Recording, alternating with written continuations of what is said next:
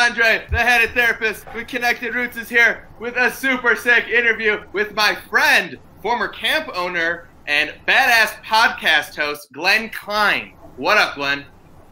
What up, El Andre? How art thou? I am living my truth. Thank you so much, and caring to ask. I think I said that correctly, like you usually do. You paraphrased. It was fine. It was fine. Good. Well, welcome. I'm so glad you're here, and super stoked to communicate with you this morning about you, who you are, sex in the pews, and your life story. So, Glenn, if you could, introduce yourself, give our family and friends and fans out there a little bit about who you are and what you do. Start us off, and then we'll get right into it. Well, my name is Glenn Klein, and I live in Tampa, Florida. I am a father of 6, a grandfather of 1.5. We have Connor, but Caroline is in the oven, baking as we speak. And grew up in Chicago, moved to Wisconsin, bought our boyhood summer camp, Camp Menominee, in northern Wisconsin, lived in northern Wisconsin for 10 years, and then made the very wise move to come down to Tampa about 25 years ago. Moved everybody lock, stock, and barrel, but we still have our place up in northern Wisconsin. We sold the camp about 22 years ago and remained very much affiliated and loving the North Woods and camp, but it was time to go. In the meantime, as we were raising our kids and I was operating and owning the camp, I had a spiritual experience that I wasn't asking for, I wasn't looking for, but it's a long freaking story, but it was definitely an experience with what I now know was the prophesied reality of the Hebrew scriptures, which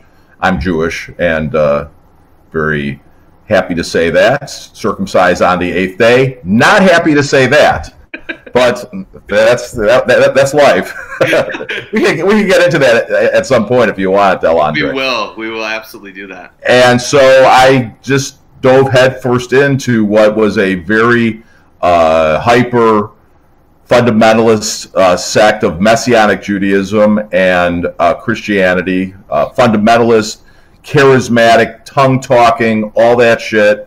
And it never impacted or came across at camp. When you were a kid at camp, I never talked to the kids about it. But the word got out that Glenn Klein was a born-again Christian Messianic Jew wacko.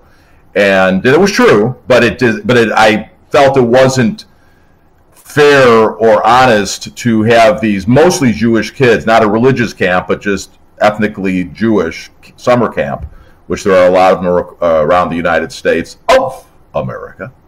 And because people like themselves, so camp started in 1928, and it's still predominantly a Jewish camp. But in any case, I never crossed that line as a director. And eventually, we sold the camp. But before we did, I started questioning what I was teaching as a Messianic Jewish rabbi. And then I saw some real awful mistranslations in the King James Bible, starting with they mistranslated the word Pesach in Hebrew, or Passover, to Easter. And I knew that they weren't celebrating Easter. At the time of, not Jesus, the guy's name wasn't Jesus, it was Joshua, Yeshua in Hebrew. They were Jewish, and they were celebrating the Hebrew festival of Pesach. And then I thought to myself, what else is mistranslated? They got that wrong. What else is wrong? And then I found out, as I went back to the original languages that the ancient texts were originally written, the Hebrew, the Aramaic, and the Greek, that pretty much what Christianity teaches is 180 degrees, by and large, from what is actually in the Hebrew scriptures and even a lot of the New Testament writings.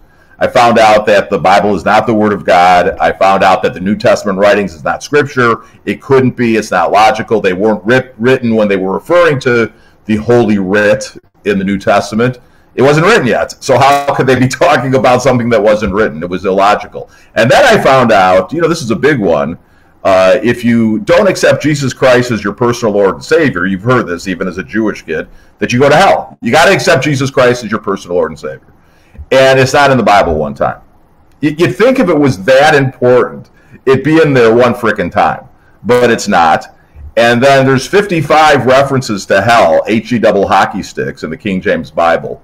And I found out by my research that not one of them means a place where God sends people that don't believe right or act right. In fact, there is no hell. There's no hell in the Hebrew Scriptures. There's no hell the way that Christianity teaches it. And it was, I just about spilled my coffee here in the pews. And that would have been an interesting moment on live Facebook. But in any case, the people have lost their minds being concerned about either they are going to heaven or hell, or that their loved ones are. I mean, it's really child abuse to tell your children that unless you believe a certain way or behave a certain way, that you're going to burn in eternity forever and be punished by a purely loving God. I mean, it's fucked up. It's completely a schizophrenic situation. So I got out and eventually hooked up with a guy named Mike Williams, and we started a podcast when podcasts were just first starting. It's still going on. We started with nothing, and they're in 185 countries of the world now, called The Gospel Revolution. And I called it a recovery program for Christians that have been spiritually and religiously abused. And now on our show on Sex in the Pews, we have this is a regular discussion about what Dr. Jill Ray mentions and is founded as the recovery from religion and religious trauma syndrome, mirroring very much post-traumatic stress syndrome. And out of that experience, eventually, Sex in the Pews was birthed a little less than a year ago, and we're just having fun.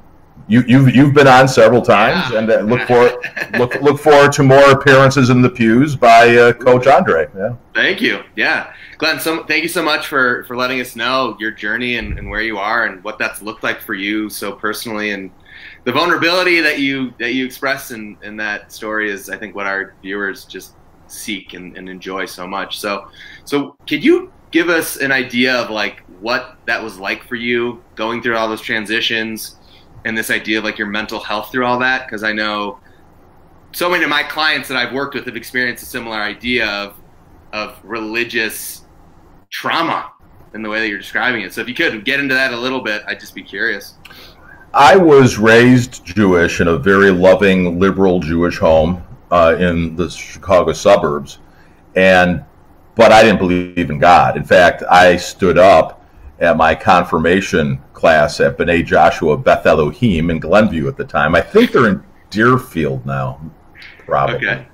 But anyway, it was a large congregation, and we had the incredible Rabbi Mark Shapiro, who was a brilliant man. He walked with Martin Luther King Jr. in Selma, Alabama in 1963, a very forward-thinking guy. And we were about 50 kids in our confirmation class, and he picked me out of 3 people to give a little sermonette. And so I stood up before these thousands of people and said, what I got out of my Jewish education was I'm proud to be Jewish now, which I wasn't when I was a little kid, but I see no existence of God. And the Holocaust, children having cancer, how could a loving God allow for that stuff? Totally. And I sat down, and there was a murmur in the congregation, and Rabbi Shapiro loved it because he knew what I was going to say, totally. and he just liked and loves provoking thoughts and discussion, and so that was the sort of the foundation of my religious upbringing. But I never attended synagogue myself. I never got involved. And then when I was 19, up by the summer camp in the Northwoods of Wisconsin, I had a near-fatal car accident. And I went into it pretty much an atheist and came out of it thinking that God had saved me for some reason. And I now know that that wasn't true, but that's what I thought at the time. And then I just kind of got involved in studying all kinds of spirituality, Hinduism, Buddhism, transcendental meditation, Baha'i. Never got into Christianity, never got into Islam, but definitely contemplating all different kinds of spiritual expressions. And eventually, when I was 25, I did have this experience when invited. First, the book I was reading was called The Late Great Planet Earth by a guy named Hal Lindsey. that has sold millions of copies over the years. And what Lindsay does is he sets the case from the Hebrew Scriptures for Yeshua. I call him Yeshua because that's what his mom called him, Joshua. Of course. And actually having been the fulfillment of what all those scriptures were actually about. But then in the second half of the book, he makes the case for the end times. This is in the 60s. And that, of course, has been completely debunked, completely disproved over the decades. I don't think that Lindsay has given one penny back of the millions that he probably made. But before he gets into the futuristic predictions, which is just complete bullshit, complete fucked up perspective, he says that given this evidence from thousands and thousands of predictions and prophecies in the Hebrew Scriptures, will you acknowledge that Yeshua fulfilled these? And I was sitting in my grandfather's easy chair in Las Vegas, Nevada, and I said, yeah. I literally said it out my mouth. And dude, I was just downloaded with forgiveness and love. It was a spiritual experience, so I can tell you. And so I didn't know anything about Christianity. I dove headfirst in, and as I do in most things, which speaks to my mental condition, which I had my entire life, and it was finally diagnosed when I was 40. I'll be 60 in a couple of weeks. Did it get dimmer? Oh, there we are. Are you still there, Al? Yeah. Okay, yeah, my screen went out for a second. You're good. When I was diagnosed at 40 with bipolar, and never knew that I had that or that I was dealing with that, but I had a severe case of depression at that moment, and I knew I was sick. I knew something was wrong, and dude, I could have been the poster boy for bipolar. Yeah. And my wife Dawn used to say, "You're manic.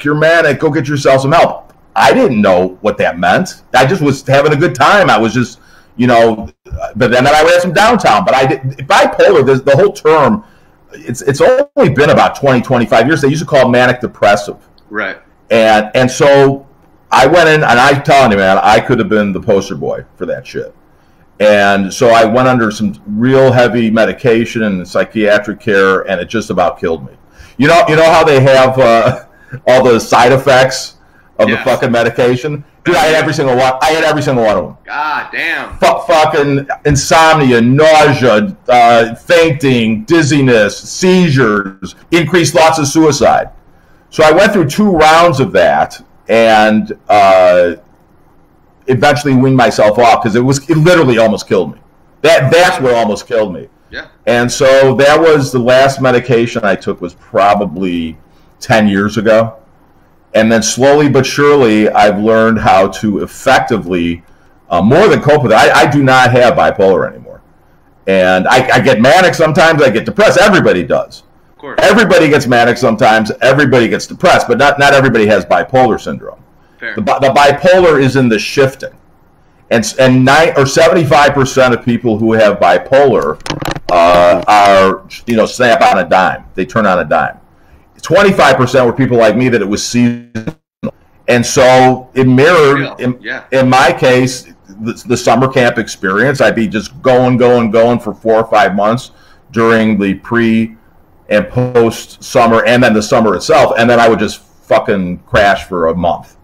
Same thing with the religious experience. There was a high to it. There was an intensity, and then there was downtime.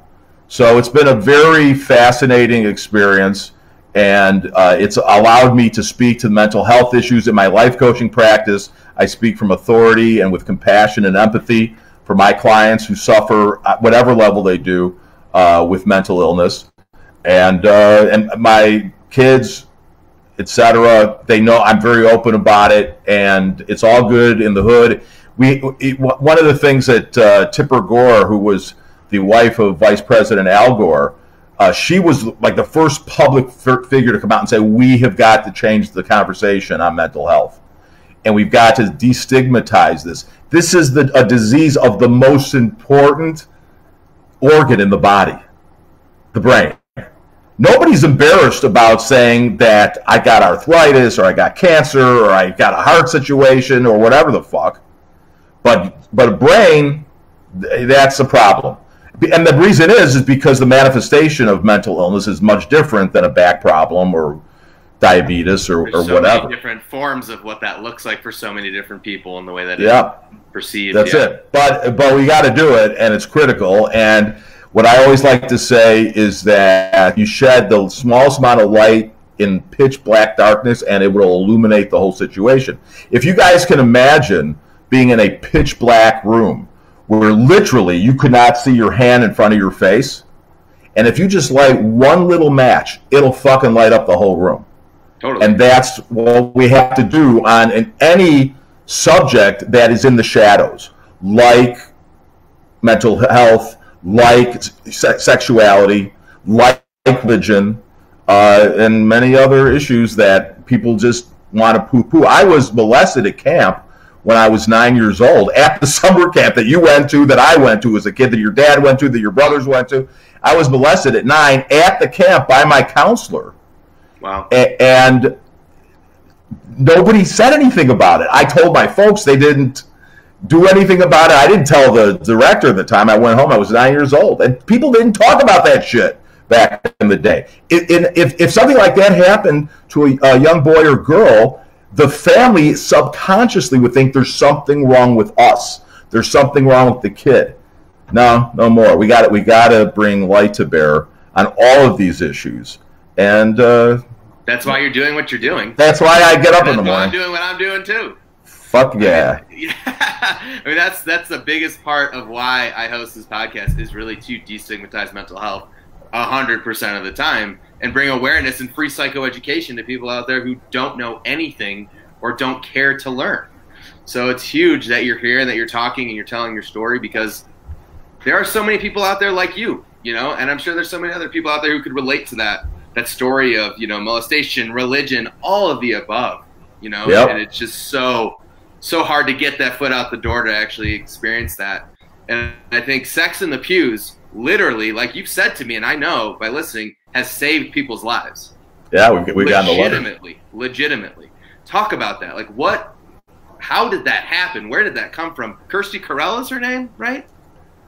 Kirsty Carell is our girl in Ohio. She's one of them. We've had several letters now and people telling us the dramatic impact the Sex in the Pews has had on them, because we talk about these things openly, honestly, intellectually, with great humor, and we just have a good time. And I mean, it's so welcomed, man. I mean, like, you asked me to be on this podcast, and I was like, this is really tough for me, like in the beginning. And now that I've experienced it and been open about my own sexual preferences, polyamory, life has been so much better.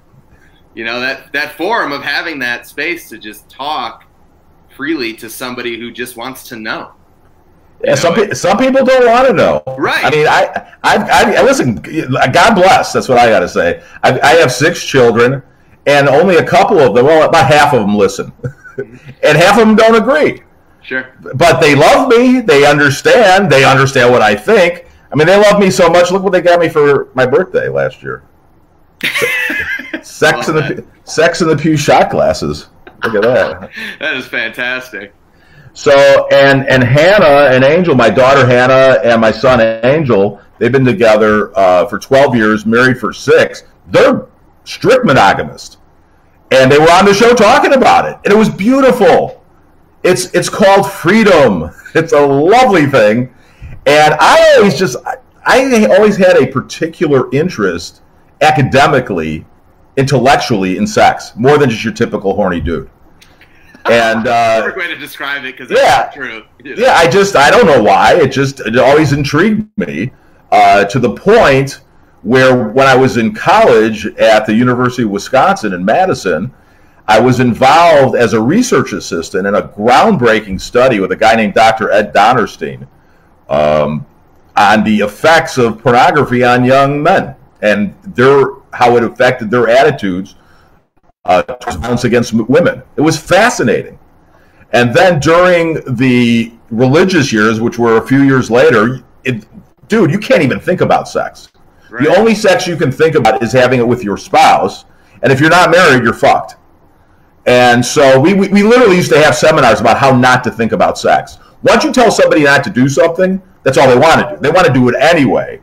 But this guy Saul, who wrote a third of the New Testament writings, who becomes Paul, he was a Jewish dude, he was a rabbi, he said that the law, the 10 Commandments, and the 603 other laws that were given to only Israel, by the way. Israel was the only one ever under the law. The 10 Commandments and the 603, that were all punishable by death. You broke one, you broke them all. But where Christianity and religion says, oh, the Bible, the 10 Commandments is really a good blueprint for living, and it's good. No, it's not, you guys. It's fucked up. And Paul knew that. And so he said that the law was given to add power to the temptation. That's what God's purpose was, I think, in setting up Israel the way. It was an example forever that you can't earn your way to spirituality, you can't earn your way to righteousness, you can't earn your way in God, or however you want to articulate it. You just have to accept it. You just have to acknowledge it and meditate on it and know that everybody's equal in that pursuit, or the pursuit that did occur, which was to encapsulate all humanity as one and to righteousness, and just, it's beautiful. That's the reality that we're living in right now. We just haven't walked in it in that space as a planet yet, but it happens from time to time. So I have had this just churning around in my system my entire life. Then when I got out of religion, I started a radio show here, a daily talk show in Tampa. And eventually we had a segment called The Madam and the Minister with the mentor of mine in all of this. Her name is Madam Sherry Ford. She passed away a number of years ago, unfortunately. But she's a brilliant woman, and she was a former hooker. And she was a former Las Vegas madam, and she was smart as fuck. You told me about her a little bit, yeah. Yeah, dude. I've dedicated my book to her that will be coming out hopefully next year. It's called The Book for Men, and a 21st century guide to masculinity. Love it. So she taught me most of everything, and I just kind of kept researching and then making it my own. But we did a show together. She was a former madam, I was a former minister, and it was amazing. But I had to buy my own time at the station in Clearwater, and I couldn't make a go of it, and that was 20 years ago. Sure. But this never left me. And so I got out of religion, and I always wanted to get back on the radio. I've been in radio since I was 14 years old. And then a couple of years ago now, about 4 years ago, I had an opportunity to move back to Wisconsin, to Milwaukee for the first time, and do a daily talk show there, which I did, which was very well received. And I did that for a couple of years on 2 different stations. And then I got fired twice within 6 weeks from the 2 stations. Both were very fucked up. It was bizarre. It was weird. But when I came back to Tampa, I was like, I don't want to do this anymore. I'm going to do my own fucking thing. I'm going to be able to say fucking shit and things like that. And nobody's going to be able to fire me because I'm going to own the thing. Right. And so I wanted to do a show on sex. And so it was initially going to be called Speaking of Sex, SOS. Mm-hmm. And so we started working on it, and at the time, the co-founder, Sex at the Pews, Owen Rivers, we were just doing some mock shows like you do. And he was from a Christian background as well, had come out of it. And he was like, dude, nobody talks about sex and religion in the way. He goes, that's your niche. You need to focus. And I was like, I know, you're right. I've been sharing with Owen that he needed to focus, and now he was turning the tables on me and saying, you need to focus, old motherfucker. and so I was like, you're right. And as God is my witness, and Owen is God, as we all are. He was there when it happened. Within a minute, I said, I've got the name. He said, what? I said, Sex in the Pews. And you're like, oh my God, that's a fucking great name. And so it was available. The URL was available. We gobbled that up, and that was last January of 2019. So we're coming up to a year next month. And Lord willing, and if the creek don't rise, and we're approaching 16,000 downloads, which is unbelievable. It's just starting. I mean, we haven't even really started the show yet. We're in over 130 episodes, but I don't even know what I'm doing. I know how to do a radio show. I don't know how to do this newfangled fucking internet bullshit thing. Yeah, but you got listeners all over. You got listeners in, like, where'd you say, like, Croatia or something? Oh, I got all over the planet, but we're huge in Romania for some reason. They love us in Bucharest. That is so random, but so wonderful at the same time. So you brought up Kirsty Carell. Yeah. And we got early on in the history of Sex in the Pews, we got a letter from Kirsty saying that Sex in the Pews had saved her life from sexual suppression. Dude. Yeah, dude. Yeah, it was a nice day when that happened. And Kirsty came on the show. She had been told by her mother that, and as well as her siblings, that if they ever came out as gay, they would be disowned. And so she's bisexual. She's engaged to a great guy named Derek Black, and they're in love, and they have wonderful sex, but she's more interested in women, and Derek knows this, but she had killed that aspect of her. She had killed that side of her. And so because she listened to Sex in the Pews and found out that, no, she was actually righteous, her natural sexual proclivities and inclination, far from being something that God would be pissed at, this is how God made the tapestry of humanity to be interested in all kinds of sexual experiences. And as our morality has evolved, which it has, we now know that it's not wise and not a nice thing to not have it be consensual or safe as it can be. But she was able to come out, and now her mother and she have reconciled. And Kirsty came on the show, and she said on the show that she would not want to be with anybody who wouldn't want to be with somebody else. And I so understood that mindset. And she said, because I want to witness the people that I love enjoying themselves. And if they're not with somebody else, I'm experiencing it, but I'm not seeing it, I'm not witnessing, I'm not on the periphery a little bit, watching them have a good time. I thought it was weird. I just used to say I'm a voyeur, because I love watching people, not just sexually, but just enjoy themselves and accomplish. When I'm watching a television show or a film, and it's sad, I usually don't cry very often. But when somebody perseveres or accomplishes something, whether it be a fictionalized story or something that actually happened, that's when I get emotional. Me too. And I don't know, I felt weird about it, but then Kirsty, words to it, I coined the phrase, when you do something like that, you Kirsty Carell a moment, you Kirsty Carell a situation. She loved that, and we love her. and then we found that there's an actual word for it, besides Kirsty Carelling. It's called compersion. Yeah. And that's when you have this emotional response to seeing your fellow humanity enjoying themselves, loving life, being successful. I'm not a hater. I don't hate. I mean, I've seen it in my own life, with Lauren and her other partners. I mean, I see that joy that she can get from being with somebody that makes her happy, excited, what have you. So compersion is full in my life every day of the week. I highly recommend compersion and Kirsty Carelling. I really do. But some people can't do it because I don't know. I think most things are genetically. It brings up too much shit. I had a buddy of mine called me up years ago, and we were just chit-chatting, and I told him a story about some swingers that I had run into. And he told me he was a swinger, and I was really blown away. And so I asked him, I wanted to Kirsty Carell the situation, even though I hadn't met Kirsty Carell yet. Right. And I was like, well, how's it go? What do you do? And how do you feel vis-a-vis seeing your girlfriend at the time have sex with somebody else? He said, well, I thought I'd be really concerned about it, and that she might fall in love with somebody else. Right. He said, but then I saw how much pleasure she was getting from being with both men and women. He said, I love her so much, I just want her to have a good time. And so it completely radicalized and changed the dynamic of the relationship for the good, as you can imagine. And isn't it crazy, Elliot, when people, whether it be a man or a woman, women say this a lot more than men, I think, but when they say, I don't share. Yeah.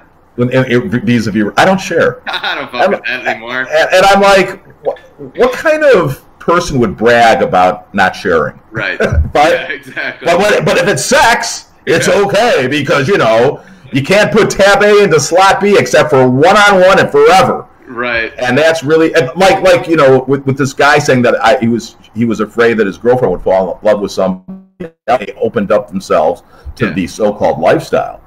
And has anybody noticed that happens when people are in strict monogamy anyway? Absolutely. Yeah. So every day of the week. It's happening right now. Literally. Oh, it's happening in Bucharest right now. People are I feel like generally people are blind to that, like they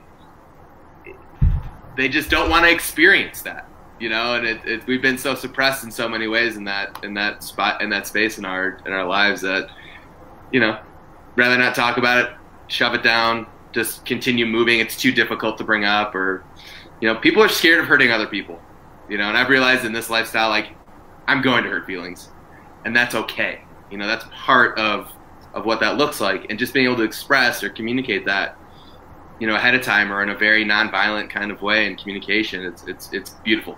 I was having this conversation with a woman yesterday, and I was like, you're kind of not in the lifestyle, you kind of are, you're open to it, there's a connection, and I'm just going to be straightforward with you, like, this is what I can give, this is what I can't, and I'm just open and looking forward to getting to know you. And she was like, yeah, I'm going with the flow.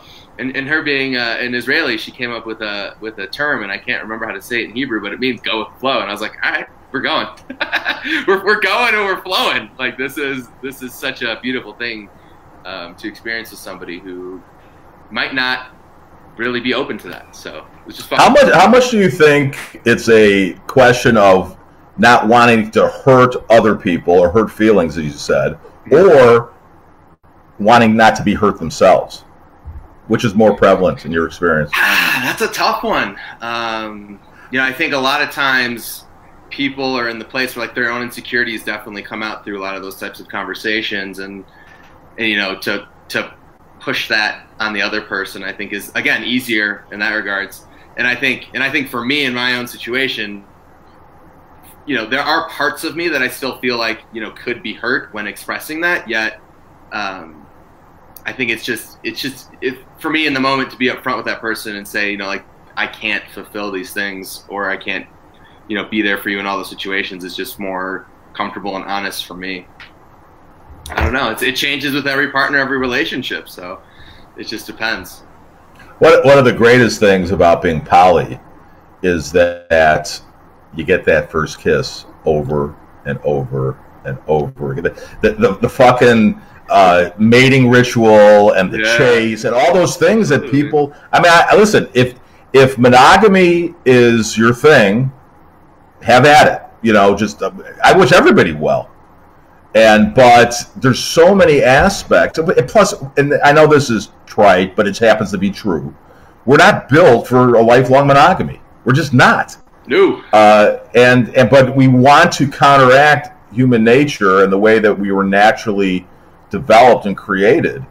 And it just shows you how much the stank of religion has permeated the entire society, all over the world, obviously, but especially here in the United States. You could be a dyed-in-the-wool atheist, just dedicated to the fact that there was no creator, that the religion's fucked up, any thought of it, it's all was a fairy tale. And yet, if you're hooked up with somebody romantically and they decide to visit the other side of the track, so to speak, the cheating side of town, they call it cheating, by the way. Right. And they're pissed. They think that you've done something wrong. Where did they get that idea that having sex with more than one person was immoral or somehow hurtful to them? Where did that concept come from? I have no idea. Yes, you do. Well, I don't have an idea anymore. How's that?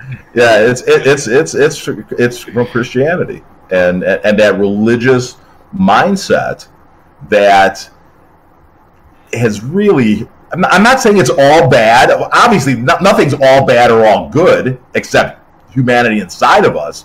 We're all perfect on the inside. In our hearts, our spirits, however one wants to articulate it, that's where the righteousness, that's where the oneness exists. The key is to get it here. Here's where the power is. Here's where we live. It's like this. Tampa Electric provides my utilities here in the Pews. They have power all the time. Sometimes the power goes out here in the Pews, in the Jingleheimer Schmidt Farm studios. and it goes out. It's dark. And then Tico goes about trying to figure out where the lines went down. And then eventually the lights come back on. Well, here's where we live.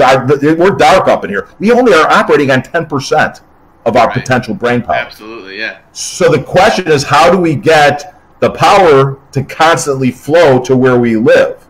And when you do that, then you walk in more love and freedom and acceptance and less judgment and more effective behavior and more effective, because everything starts with an effective thought, or any thought, even if it is ineffective. That's where it all starts. Then it becomes an action. But the fact that atheists think that by the way, it's ill-advised to commit yourself to monogamy. It's ill-advised, even if that's your goal. The ironic thing is, philosophically, I'm poly, 100% straight down the line. But I'm oriented towards monogamy. I have been a serial monogamist my entire life. But philosophically, I know that when I'm with a woman, I want to give her the freedom to do whatever she wants, because I want to Kirsty Carell the situation. I want her to be. I want to be happy for her being happy. Absolutely. And so, yeah. So that's my shtick. And Dawn and I got divorced in 2004. And then we reconciled within about a year, and I was having a good time, and she was having a good time, but I missed the kids. I missed the family structure. And so I manipulated, frankly, my way back in there. And she wasn't happy about it, but she was like, it's probably best for the kids. And she was totally enabling me, as she did for most of our experience together. And it worked. Yeah, it had a level of functionality to it, that's for sure. Yeah. But I said to her, I said, honey, I know you've been having a good time. Go and do, I'd like to know, because I didn't know I was having a compersion experience or Kirsty Carell, but I wanted to know. And so Dawn did not give me the same freedom at first. But then after a while back in the home, she said, you travel a lot, and if something happens, she goes, I don't want to know. She said, just wrap up and have fun. And you know what? It completely took the allure out of it. And with very few examples, I never did anything. And I don't think Dawn did either, until we split up again. And then once we split up again, then we started, the best sex we ever had was when we've been apart, by far. And we'd come together, and Dawn would, she'd be on a date or something, and she'd call me, and she would like, booty call. And I was like, come on. And dude, you know what kind of ego boost that is? When you guys come back together after, that's a healthy thing for a couple. And then plus, guess what? You learn some shit. I always told her, I said, if you learn something new, take notes. I'm open to coaching. And so then and then we dated, and we went on vacations together, and we always have our family functions together. We're a family. People say, how'd your marriage fail? I said, my marriage didn't fail.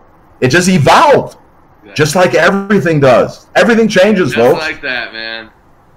We can't go there. We can't go there. I'm over that. I'm over that part of my life. Constant roller coaster and constant, place of evolving and beauty. It's all part of it. And it feels so good. Everybody knows the only constant is change. Everybody knows this. And yet we want to fight change. Instead of just embracing it, it's like, this is what's happening right now. Let's see how we can have some fun and maybe touch some lives and learn something. Yeah, learning. And maybe make some money. There's a concept.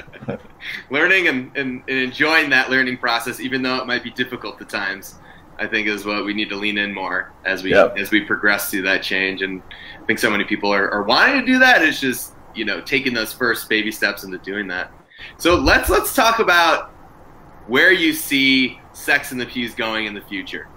Because I'm a constant listener. People enjoy it so much. Like, how do we keep on spreading the word about Sex in the Pews and getting it out there for people to change lives? Just tell a friend. Just tell a friend. Go to Apple Podcasts and, as Owen says, smash the subscribe button and give us a review and tell people about this. Listen, even with the internet, the number one way things grow is through word of mouth, still to this day. Sure. And so, we've got a strategy, and that we're going to be continuing to work out. So many times people want quick growth or whatever they're trying. And the fact of the matter is, if there's not some deep roots, like, may I say, connected roots, perhaps, in a foundational situation, and the storms of life, the change of life will come. If you don't have deep roots and a deep foundation built, they'll fucking blow you away. And so we're taking our time, and we're having fun. We're building a network. The people that are like yourself, we call the choir. These are the people that are just, if we had a party and the choir came together, that would be one hell of a party, guaranteed. Because I'm ready. Yeah, open-minded, like-minded, loving, fuck the system, fuck hate, all that shit that we just love so much.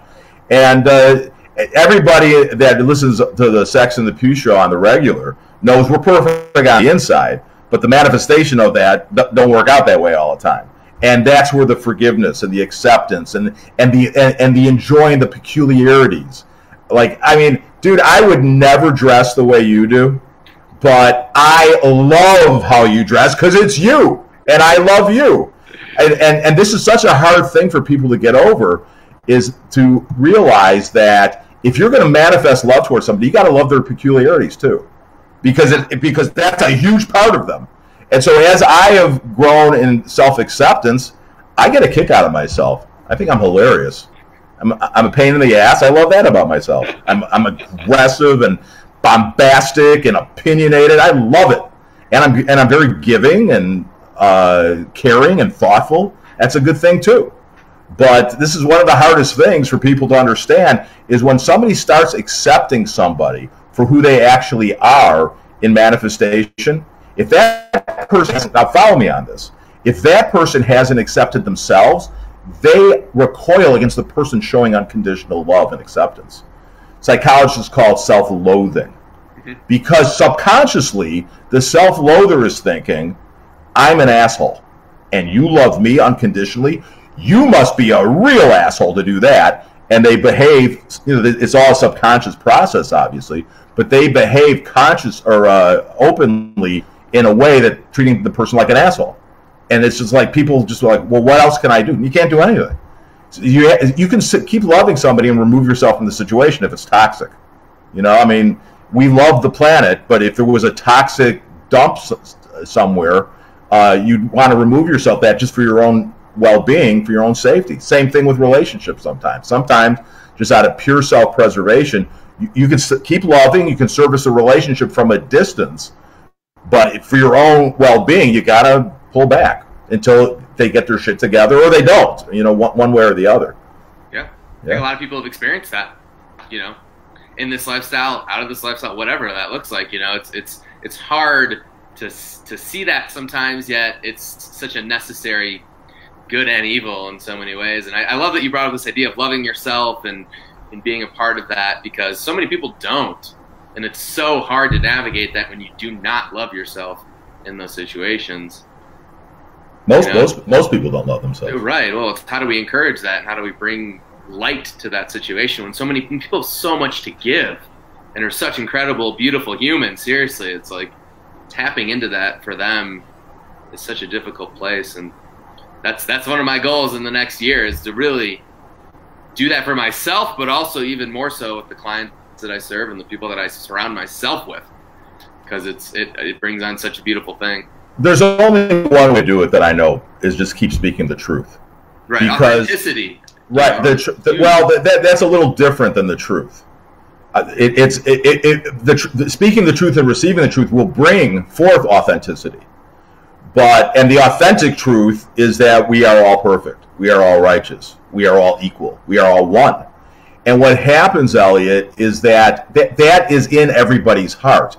And when somebody hears that in their living space, that is a connection to the soul, if you will, the mind, the intellect, the will, the emotions, the memories. And so as a coach and a speaker and a host and a preacher and whatever the fuck I am, a friend, I just see something. People say that, well, that's not my truth. Well, that's true. That's not your truth. But for something to be the truth, it has got to be universally true for everyone. The reason that the only constant is change is the truth is because it's true for everybody, 100% across the board. The reason that gravity is the truth is because everybody is equally affected by gravity. And the reason that our spiritual standing, our true identity is the truth is because everybody is the same. We used to call it the spiritual rights movement. You know, we have the civil rights and the women's rights and gay rights and transgender rights because we wanted society to see everybody as equal. But spiritual rights is the proclamation that if there is a creator, and I think it's logical where there's a creation to think there's something was involved in that, I think it's logical. But if there is a God, if you will, that God sees everybody equally, period. No faith needed, no belief, no prayer, I mean, you don't have to kill the infidel even to go to paradise. There is no paradise, by the way. There is no heaven. John Lennon, we just commemorated the 39th anniversary of his assassination, his murder yesterday. And he had it right, man. No heaven, no hell, no country. Eventually, we are going to progress where there won't be any more borders.